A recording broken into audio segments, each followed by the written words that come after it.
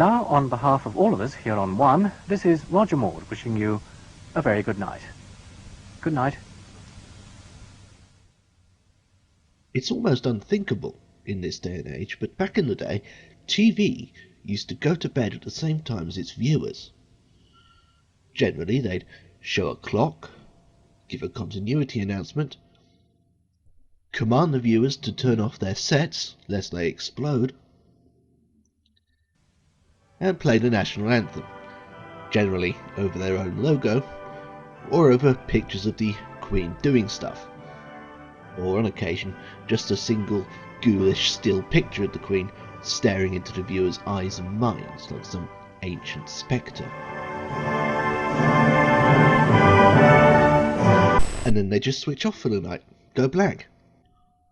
But as the world grew increasingly connected and fast-paced, as distances shrank between major settlements, as the stock exchanges became the centre of the universe, blank screens, even at 2 o'clock in the morning, became more and more troubling, until finally reaching lemon grab levels of unacceptability. Breakfast had already been conquered. It was time for television to join the dots. Here comes the night.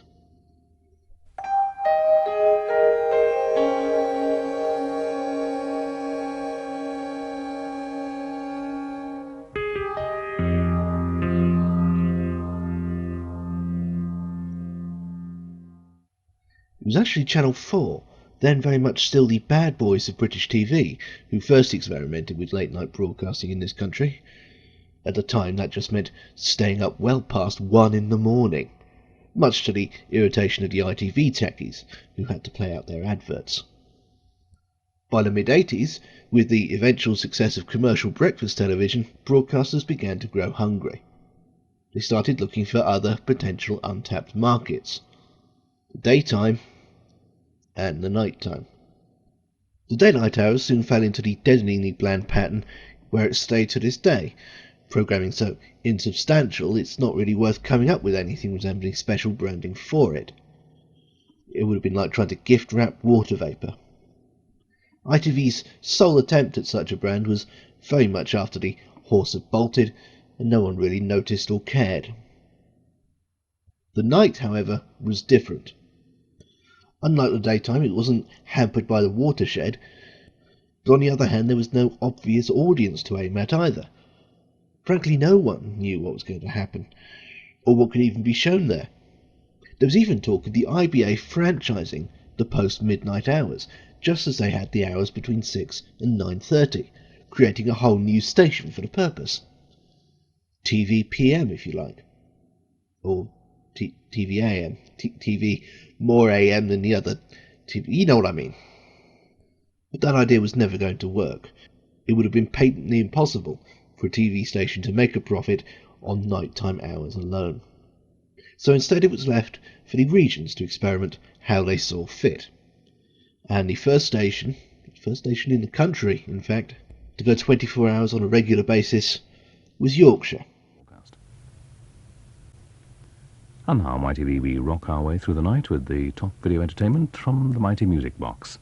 And so without further ado, let's now join Timmy Mallet.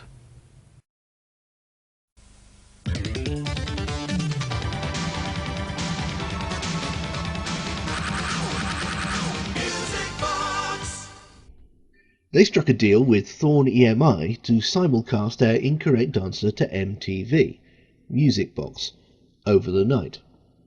This was in August 1986. Sky had only just got started. Satellite broadcasting was still a relatively new technology, terribly exciting and slightly frightening to the average viewer. Thorn EMI were planning to use the platform to become a broadcasting superpower, a plan whose success is best measured by the fact that there is no EMI anymore, and no one can remember what Thorn even was in the first place. Ultimately, Yorkshire would only get 5 months of use out of Music Box before Thorn EMI gave up altogether and closed it down. It was later revived by Richard Branson, but that's neither here nor there. But Yorkshire were now committed to nighttime broadcasting, so instead they extended Job Finder, a sort of DHSS pages from CFAX. Also dipping their toes into post-midnight waters around the same time were Central, who sometimes stayed up till well past 3 in the morning with more Central. A step up from either of Yorkshire's efforts in that it was an actual television service featuring programmes and everything, and even continuity, all played out by the company itself. Central, teenage Susan George meets not-so-teenage Charles Bronson. She's Twinkie. When this failed to fail, other regions were emboldened, and soon everyone was doing it. Apart from the smaller regions who couldn't afford to, but who cares about them? Thames let the sun set on their famous skyline. Their weekend rivals went LWT through to 6. And Granada started staying up all night, albeit only at the weekends for a while. Let's not go nuts here. The most notable development of all, however, was TVS's creation of Late Night Late.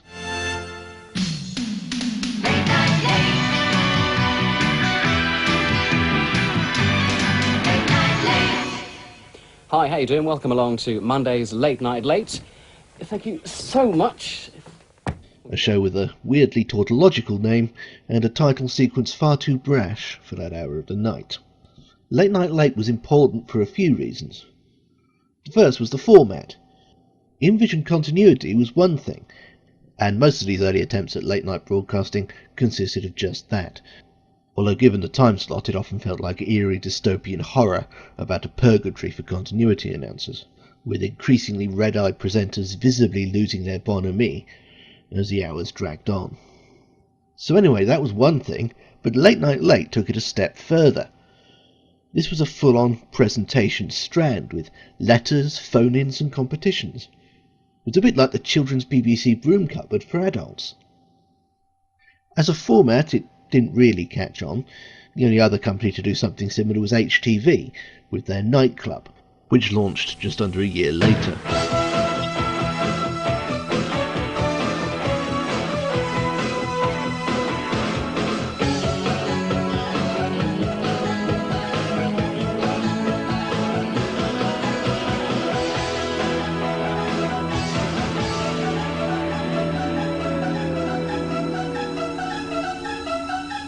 But the light-hearted tone certainly did strike a chord with the motley collection of insomniacs, unemployables and angry loners who tuned in.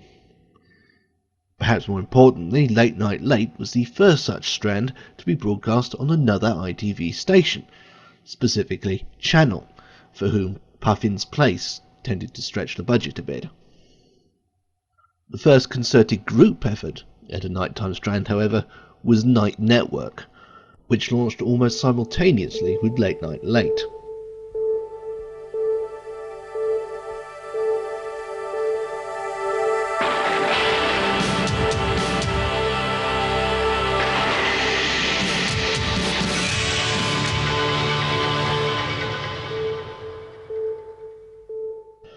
Night Network was produced mostly by LWT and initially served them, TVS and Anglia on LWT's nights, i.e. Friday, Saturday and Sunday. Do keep up. Perhaps unsurprisingly, it was created and run by one of the producers of Channel 4's The Tube, and aimed largely at the same audience, with presenters such as Tim Westwood, Barbie Wilde, Roland Rivron, Emma Freud and Nicholas Parsons. If Late Night Late was the broom cupboard, this was going live. Before long it had been adopted in ITV regions up and down the country. Not all of them. Central turned their noses up in favour of carrying on with more, and Granada had their own plans for the smaller regions, which we'll see in due course. But that wasn't the point. The point was that Night Network was a success. It proved there was an audience. It proved that late night broadcasting could be viable. And anyone who didn't adopt some kind of nighttime provision was now officially a behind-the-times loser. So 1988 saw loads of new ITV nighttime strands being launched. The first was in May, and it was in Yorkshire, although it wasn't really a strand at first. Yorkshire just didn't close down. Eventually it was cordoned off and christened Through the Night. Their late schedule was fairly standard in that it consisted of imports, movies, and this massive bell end.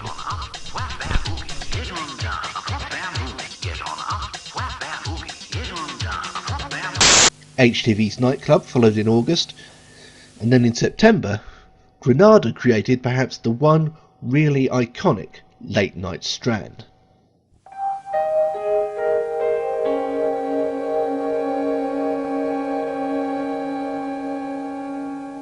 Night Time, to give it its rather simplistic title, was provided by Granada's presentation department in Manchester, and as well as serving Granada itself, it was networked to the smaller regions, initially Border, Tyne's, Grampian, and my region TSW.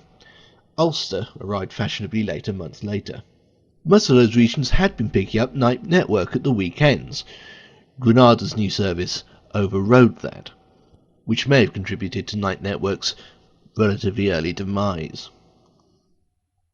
The look and feel of the Granada nighttime service was, for whatever reason, explicitly sinister, even haunting, with its mascot a silhouetted cat inscrutably staring out at the screen amid much Sabatier effect, chroma key laid atop chroma key, and an ominous monolithic logo. The music was an off-the-shelf library piece by the late Steve Gray, called Unseen Danger. It had already been heard on the likes of The Professionals, The Sweeney, and just about every Australian soap opera ever made, for those occasions when someone's slowly approaching an unsuspecting main character down a darkly lit corridor, clutching a knife. I need some information. On what? B. Smith. The combination of feline inscrutability, skeletal piano, and eerily detached continuity announcements, because they'd been recorded the previous day, made late nights in the 6 regions to carry this service decidedly spooky. Not that it was all ambient jazz and existential musings. There were attempts at wackiness.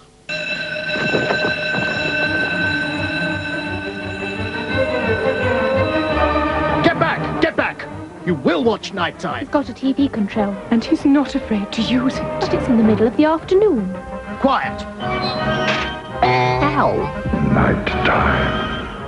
Or edginess, in a Deft Who kind of way. Today, the television medium has become so powerful.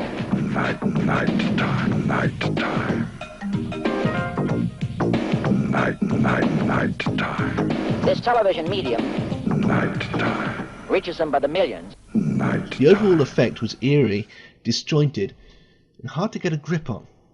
Almost as if you'd already fallen asleep and were dreaming. I don't know if that was the effect they were going for. There was the odd concession to the conventions of normal hours television. They had a Christmas ident. A merry dance of love now on Nighttime between a bricklayer, a pizza baker and a flower vendor. It's jealousy, Italian style. Technically it's a Granada Christmas ident with the Ice Sculpture Nighttime logo replacing the arrowed G. But then Nighttime was just Granada After Hours, shared out among 5 other regions who couldn't afford to do it themselves. Although having said that, there was nothing stopping them from asserting their own identities, as TSW did.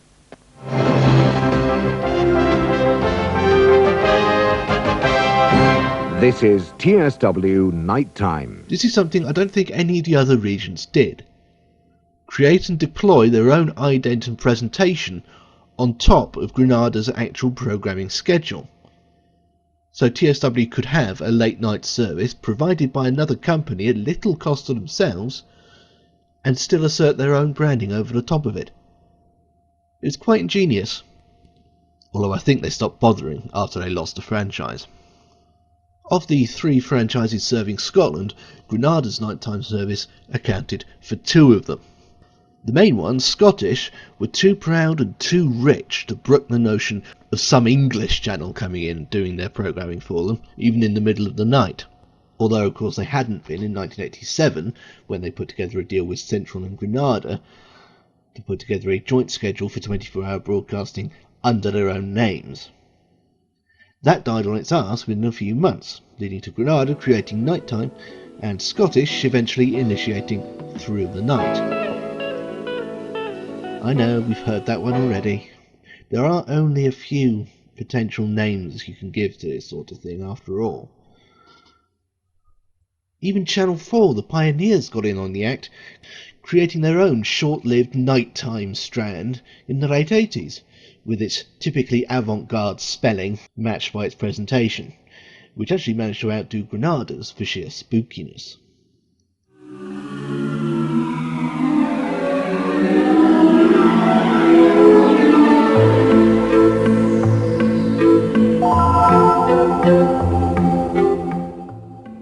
The next nighttime service to come along was, irritatingly enough, called ITV Nighttime, further illustrating the lack of truly original names for these things.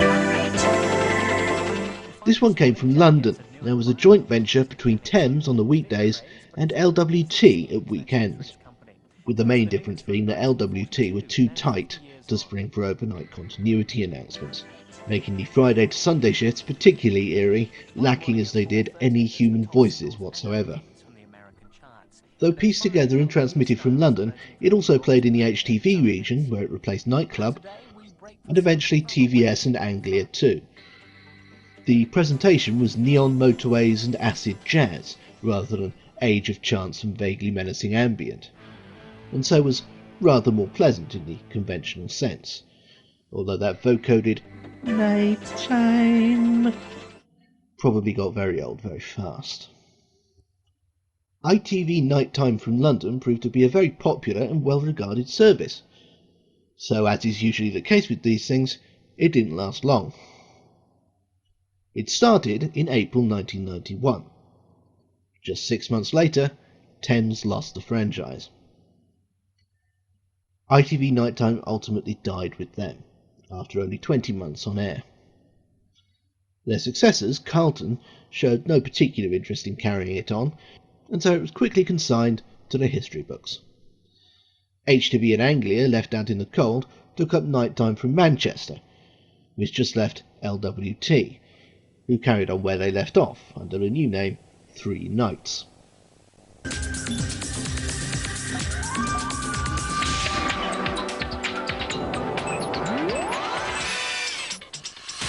Despite brazenly using the ITV logo, 3 Nights was strictly LWT flying solo. It lasted a few vaguely unsettling and again almost entirely voiceless years before being sacrificed on the altar of public apathy. Carlton, for their part, created their own nighttime strand, in tandem with fellow 1993 newbies Meridian, although they didn't quite call it a nighttime strand. Now it's time for our movie, The Day the Earth Caught Fire. Nighttime, using the same quirky spelling as Channel 4, ran from the genesis of both channels on New Year's Day 1993 throughout the first couple of years of their existence, between them covering the entire south of England, except London at the weekends, as well as the Channel Islands. That it was noticeably cheaper and more perfunctory than the previous service was only to be expected, really. It was all change up north, too. For the first time, franchisees could buy or merge with each other instead of just using each other's programmes.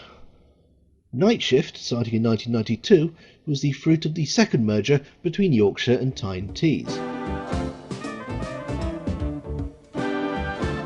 Glorying in the fact that they now ran 2 regions, Yorkshire, because why pretend they weren't the senior partners, immediately instituted a single late-night strand for both.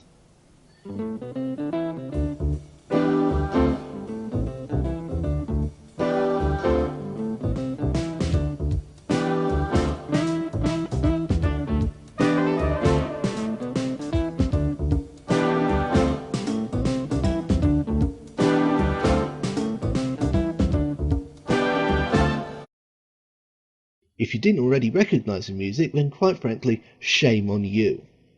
You need to go out right now and buy Kind of Blue. Seriously, do it. It's not like you need to stop listening to me. Just open up Amazon in another tab and buy it. Now. It is, of course, a special arrangement of So What by Miles Davis. Meanwhile, north of the border, Scottish have by now dropped through the night in favour of an even more tautological name for their service.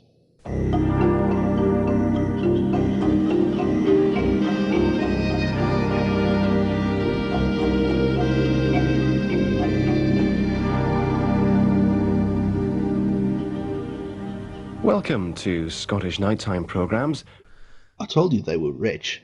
They could afford a black cat with eyes. And that was how the night looked across most of the country. Until 1995. Now we go over to the studios of ITN for the latest national and international news headlines. On January the 1st, 1995, Carlton introduced their new nighttime service. LWT followed a month later. They were the co-sponsors of the whole thing, after all. Finally, in July, the cat was put out for good as Granada Nighttime from Manchester ended after 7 years. Well, actually, it had already ended in January. They just kept the presentation going for a bit while they made the replacement ready for national service. And that replacement involved some of the most fascinating presentation of the 1990s. What you've been looking at for the past couple of minutes is the idents, and what you won't have noticed is a single logo on any of them. At this point, just 2 years into the post-Thames, post-TSW, post-Joy era, people still had some kind of attachment to their regional channels. And it would take time for Granada, Carlton and company to deal with that. Erosion is, after all, a gradual process. Hence, when Carlton pitched the new ITV Nighttime, which was intended from the outset to run nationally, they decided to leave off any branding whatsoever, so the viewer wasn't discomforted by having his channel replaced with a giant forbidding ITV. But at the same time, the strand was still clearly delineated, creating a brand the entire network could use, or more accurately, have imposed upon them, without having to change anything. Like the earlier Thames LWT service, with which it shared the official name ITV Nighttime, although this never appeared on screen, the new, vaguely acid house late-night strand was produced from London, this time by LNN, the joint subsidiary of Carlton and LWT that provided their regional news programming. Eventually, these ambient, dancey idents were the signifiers of late night almost everywhere in the country. Almost everywhere. Scottish predictably demurred on the imposition of a schedule from London of all places, even, as I've said, at 3 in the morning, preferring to stick with what eventually became known as nighttime TV, which spread to Grampian upon the one's acquisition of the other. As for England, the rebels were led by Meridian, of all people, who preferred to create and transmit their own service from schedule to presentation and call it Nighttime, because seriously there aren't that many names. This service was shared initially with Anglia and Channel, with HTV and West Country defecting from the London service from 1996, albeit just taking the programming, not the presentation. Around the same time, end of 95, start of 96, the London service tried for a major brand repositioning, which is a frankly unforgivable way of saying that they gave it a new slogan and a promotional push. Unfortunately,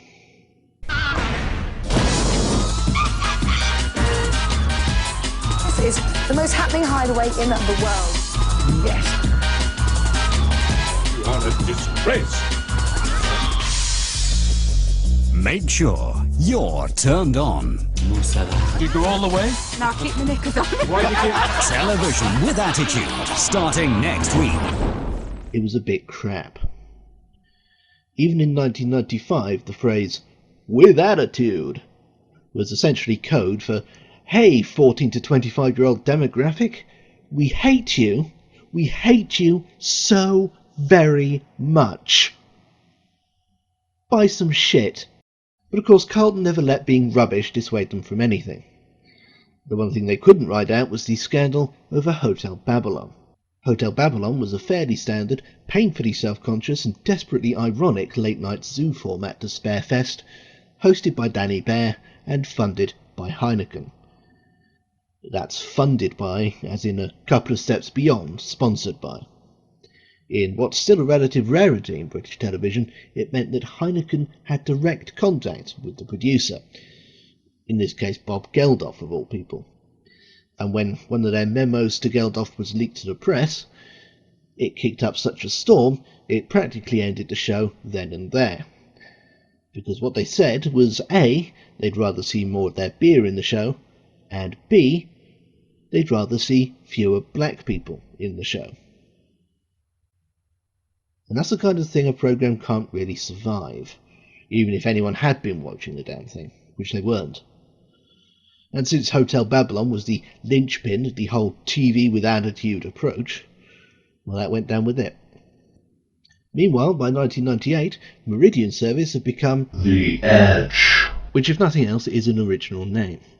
But by now, even the BBC was on 24 hours a day, albeit with rolling news and or the Open University. The novelty had well and truly worn off. It was becoming harder and harder to justify the effort. In 1998, ITV introduced Night Screen, eating up the last hour and a half or so between the repeat of Vanessa and GMTV with a sort of pages from PowerPoint, except for the first year when it was pages from teletext and therefore even less remarkable. This is basically how it looks when a TV channel throws in the towel altogether. Being explicitly and unambiguously filler, Night Screen was really the first clue that the jig was up for late night TV as a concept worth worrying about. Charlie Brooker once described it as akin to being trapped in a service station watching the in-house information channel going around and around, which is quite accurate and gave me the brilliant idea of keeping a poorly cooked gammon steak on my bedside cabinet every night in case of insomnia. If I wake up at 4 o'clock in the morning, I could just turn on ITV, nibble warily at the steak, and pretend I'm in motorway limbo. I find this oddly comforting. In 1999, all of the ITV regions became one in presentation terms, and with that, nighttime branding of any sort was phased out. The Edge had already blunted to this unique yet generic look, later updated when ITV traded down, before finally joining the rest of the country at the turn of the century and giving up altogether, and just throwing generic ITV logos floating in space with pre-recorded announcements. And that's basically where the story ends. Nighttime television is no longer such an astonishing concept that it needs to be branded, and ratings-wise it's essentially the dead zone it always was. These days, most of ITV's late-night schedule is taken up by signed repeats of Loose Women and Jeremy Bloody Kyle, and this bullshit. So good evening to you. I'm Carrie Watson. Good to be back. Good to have you with me tonight. I'm going to be with you for the next hour and a half. Let's have a good... If you've got nothing to broadcast, don't broadcast anything. Or broadcast Night Screen, which amounts to the same thing. The spirit of Night Network lived on the longest amongst those old rebels, the Scots, who still have essentially their own channel. Their nighttime TV lasted until 2006, and then in April of 2010, STV launched The Night Shift.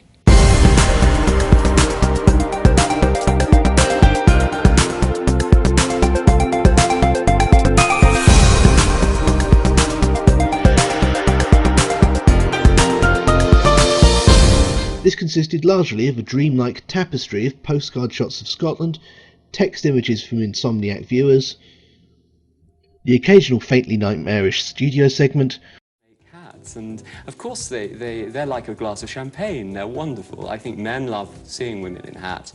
They look so sexy in them. And bits and pieces of STV programmes, weaving in and out of the whole without much regard to rhythm or sense. But in the end, even they gave up. Just 3 weeks before this episode was recorded, the last episode of The Night Shift went out. And some pheasant. God knows what they have up there now. Probably that roulette bollocks, Night Screen and Kyle, like everyone else. But then if you're up that late and don't have to be, Maybe that's all you deserve. Night time.